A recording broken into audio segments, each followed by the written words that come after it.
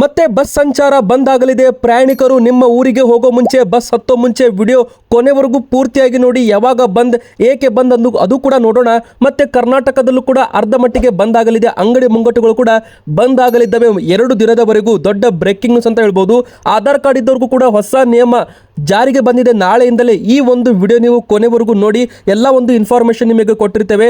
ಮತ್ತೆ ನಮ್ಮ ಕರ್ನಾಟಕ ಸರ್ಕಾರದಿಂದ ಸಿನಿಮಾ ಟಿಕೆಟ್ಗಳಿಗೆ 200 ರೂಪಾಯಿ ದರ ನಿಗದಿ ಮಾಡಿದ್ದಾರೆ. ಇದು ಒಂದು ಭರ್ಜರಿ ಬ್ರೇಕಿಂಗ್ ನ್ಯೂಸ್ ಎಂದು ಬಂದಿರುವಂಥದ್ದು. ಇದರ ಬಗ್ಗೆನೂ ಕೂಡ ನಾವು ಹೆಚ್ಚು ಇನ್ಫಾರ್ಮೇಶನ್ ನೋಡ್ತಾ ಹೋಗೋಣ.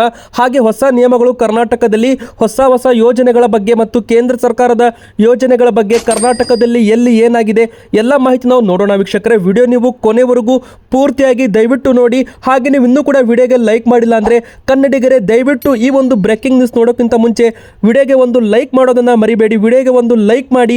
ಹಾಗೆ ಕಮೆಂಟ್ ಅಲ್ಲಿ ಎಲ್ಲರೂ ಕೂಡ ನಿಮ್ಮ ಒಂದು ಊರಿನ ಹೆಸರನ್ನ ಕಮೆಂಟ್ ಮಾಡಿ ವೀಕ್ಷಕರೇ. ಹಾಗೆ ನಮ್ಮ ಚಾನಲ್ಗೆ ನೀವು ಇನ್ನೂ ಕೂಡ ಸಬ್ಸ್ಕ್ರೈಬ್ ಆಗಿಲ್ಲ ಅಂದ್ರೆ ಕೆಳಗಡೆ ಕೆಂಪು ಕಲರ್ ಸಬ್ಸ್ಕ್ರೈಬ್ ಬಟನ್ ಇದೆ ನೋಡಿ, ಅದನ್ನ ದಯವಿಟ್ಟು ಕ್ಲಿಕ್ ಮಾಡಿ. ಪಕ್ಕದಲ್ಲಿ ಕಾಣಿಸೋ ಬೆಲ್ ಐಕಾನ್ ಕೂಡ ಒತ್ತಿ. ಹೌದು ವೀಕ್ಷಕರೇ, ಮೊದಲನೇ ಬಿಗ್ ಬ್ರೇಕಿಂಗ್ ನ್ಯೂಸ್ ಏನಪ್ಪಾ ಅಂದ್ರೆ ಬಸ್ ಸಂಚಾರ ಮುಷ್ಕರ ಮತ್ತೆ ಶುರುವಾಗಿದೆ ವೀಕ್ಷಕರೇ.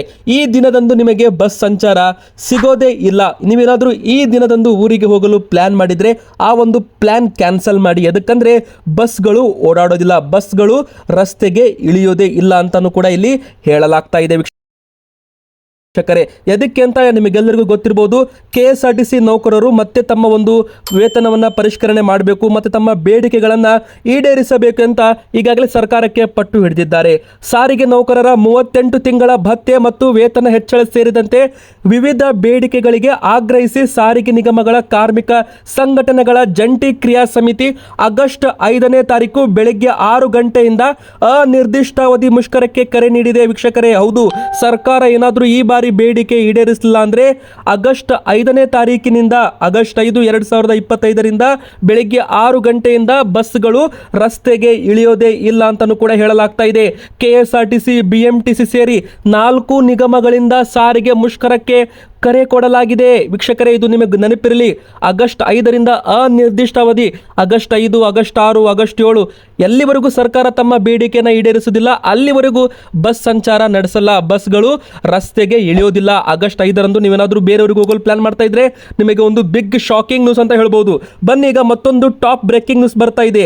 ಹೌದು ವೀಕ್ಷಕರೇ, ಮತ್ತೆ ಈಗ 3 ದಿನ ಅಥವಾ 2 ದಿನಗಳ ಕಾಲ ಕರ್ನಾಟಕದಲ್ಲಿ ಬೇಕರಿ ಆಗಿರ್ಬೋದು, ಹಾಲು ಮತ್ತೆ ಉತ್ಪನ್ನ ಮಾರಾಟಗಳು ಬಂದ್ ಆಗಲಿದ್ದಾವೆ.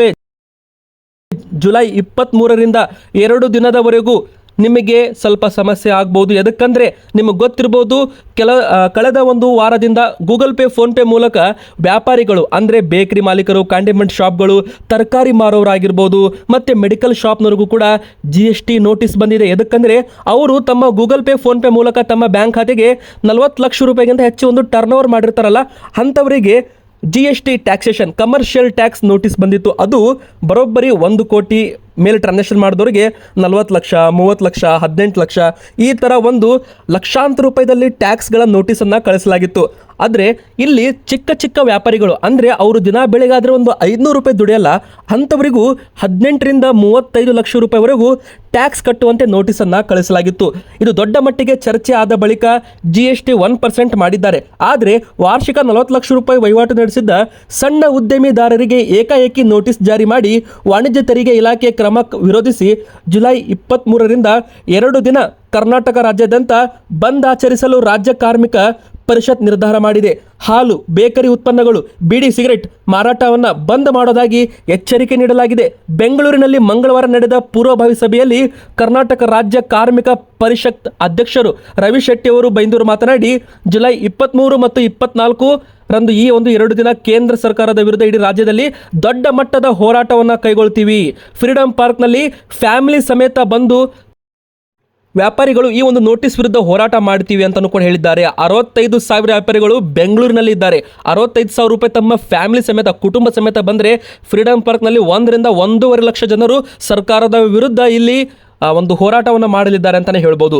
ತೆರಿಗೆ ಕಟ್ಟುವಂತೆ ಏಕಾಏಕಿ ನೋಟಿಸ್ ಜಾರಿಗೊಳಿಸಿದ ಹಿನ್ನೆಲೆ 2 ದಿನ ಹಾಲು ಬೇಕರಿ ಉತ್ಪನ್ನಗಳ ಮಾರಾಟ ಇರೋದಿಲ್ಲ. ಹೀಗಾಗಿ ಒಂದು ಸಾಮಾನ್ಯ ಜನರಿಗೂ ಕೂಡ ಇದರಿಂದ ಒಂದು ಸಮಸ್ಯೆ ಆಗಲಿದೆ. ಅಂದರೆ ಜುಲೈ 23-24ನೇ ತಾರೀಕಿನಂದು ನಿಮಗೆ ಹಾಲು ಸಿಗೋದಿಲ್ಲ, ಬೇಕರಿ ಐಟಮ್ಸ್ಗಳು ಸಿಗೋದಿಲ್ಲ, ಬ್ರೆಡ್ಗಳು ಸಿಗೋದಿಲ್ಲ, ಬಿಸ್ಕಿಟು, ಬ್ರೆಡ್ಡು, ಮತ್ತು ಇಲ್ಲಿ ಬೀಡಿ, ಸಿಗರೇಟ್ ಆಗಿರ್ಬೋದು, ಟೀ ಆಗಿರ್ಬೋದು, ಅವೆಲ್ಲ ಕೂಡ ನಿಮಗೆ ಸಿಗೋದಿಲ್ಲ ಅಂತಲೇ ಹೇಳ್ಬೋದು. ಯಾಕಂದರೆ ಈ 2 ದಿನ ಎಲ್ಲ ವ್ಯಾಪಾರಿಗಳು ತಮ್ಮ ಅಂಗಡಿಗಳನ್ನು ಬಂದ್ ಮಾಡುವಂತೆ ಇಲ್ಲಿ ಸೂಚನೆ ಕೂಡ ಇಲ್ಲಿ ಸಿಕ್ಕಿರುವಂಥದ್ದು. ಯಾವುದೇ ಮುನ್ಸೂಚನೆ ನೀಡದೆ ತೆರಿಗೆ ನೋಟಿಸ್ ನೀಡಲಾಗಿದೆ. ಈ ಕ್ರಮ ಸರಿಯಲ್ಲ. ಸಾವಿರ ಲಕ್ಷಾಂತರ ರೂಪಾಯಿ ಬೆಲೆ ಬಾಳುವ ಅಂಗಡಿಗಳಿಗೆ ಭಾರಿ ಮೊತ್ತದ ತೆರಿಗೆ ಪಾವತಿ ನೋಟಿಸ್ ನೀಡಲಾಗಿದೆ ಎಂದು ಆಕ್ರೋಶವನ್ನು ವ್ಯಕ್ತಪಡಿಸಿದ್ದಾರೆ. ಸಭೆಯಲ್ಲಿ ಚಾಲಕರ ಸಂಘದ ಅಧ್ಯಕ್ಷ ಗಂಡಸಿ ಸದಾನಂದ ಸ್ವಾಮಿ ಅವರು ಕೂಡ, ಕನ್ನಡ ಒಕ್ಕೂಟದ ಅಧ್ಯಕ್ಷ ನಟರಾಜ್ ಬೊಮ್ಮಸಂದ್ರ ಅವರು, ತೆರಿಗೆ ಮಾಹಿತಿದಾರರ ಸುಬ್ರಹ್ಮಣ್ಯ ಅವರು, ಗೋವಿಂದ್ ಬಾಬು ಅವರು ಕೂಡ ಭಾಗವಹಿಸಿದ್ದಾರೆ ಅಂತ ಹೇಳಲಾಗ್ತಾ ಇದೆ. ಈ ಬಾರಿ ಈ ಒಂದು ಬಂದಿದೆಯಲ್ಲ, ಇದು ರಾಜ್ಯ ವ್ಯಾಪಿನೇ ಮಾಡಲಾಗುತ್ತೆ. ಮತ್ತೆ ಕರ್ನಾಟಕ ರಾಜ್ಯದಂತ ಜನರು ತಮ್ಮ ಒಂದು 2 ದಿನದವರೆಗೂ ಅಂಗಡಿಗಳನ್ನು ಬಂದ್ ಮಾಡಿಬಿಟ್ಟು ಸರ್ಕಾರದ ವಿರುದ್ಧ ಹೋರಾಟ ಮಾಡಬೇಕು ಅಂತ ಇಲ್ಲಿ ಒಂದು ಮಾಹಿತಿಯನ್ನ ಕೊಡಲಾಗಿದೆ. ವೀಕ್ಷಕರೇ, ಬನ್ನಿ ಈಗ 3ನೇ ದೊಡ್ಡ ಬ್ರೇಕಿಂಗ್ ನ್ಯೂಸ್. ಒಂದು ಜನಸಾಮಾನ್ಯರಿಗೆ ಸಿಹಿ ಸುದ್ದಿ ಆಗಿದ್ರೆ ಫಿಲಿಂ ಚೇಂಬರ್ಸ್ಗಳಿಗೆ ಇದು ಸರ್ಕಾರದಿಂದ ಒಂದು ಶಾಕಿಂಗ್ ಸುದ್ದಿ ಅಂತಾನೆ ಹೇಳ್ಬೋದು.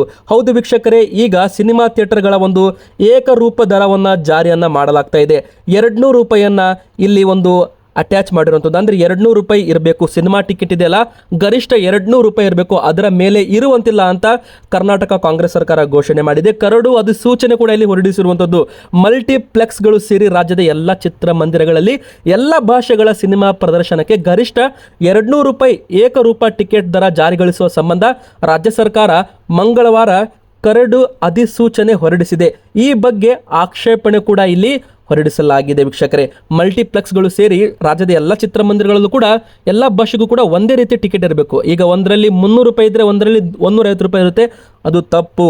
ಮನರಂಜನಾ ತೆರಿಗೆ ಒಳಗೊಂಡಂತೆ ಟಿಕೆಟ್ ದರ 200 ರೂಪಾಯಿ ಮೀರಿರಬಾರ್ದು.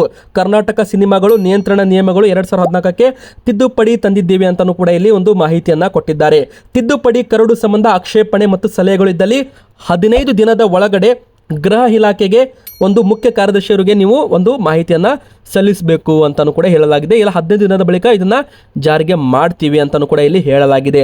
ಒಂದು ವೇಳೆ ಯಾವುದೇ ರೀತಿ ಆಕ್ಷೇಪಣೆಗಳು ಬರದೇ ಹೋದರೆ ಅವಾಗ ಇದನ್ನು ಅಧಿಕೃತವಾಗಿ ಜಾರಿಗೆ ತರ್ತೀವಿ ಅಂತ ಸರ್ಕಾರದಿಂದ ಮಾಹಿತಿ ಸಿಕ್ಕಿರುವಂಥದ್ದು. ವೀಕ್ಷಕರೇ, ಬನ್ನೀಗ ಮತ್ತೊಂದು ಬಿಗ್ ಬ್ರೇಕಿಂಗ್ ನ್ಯೂಸ್ ಏನಂತ ನೋಡೋಣ.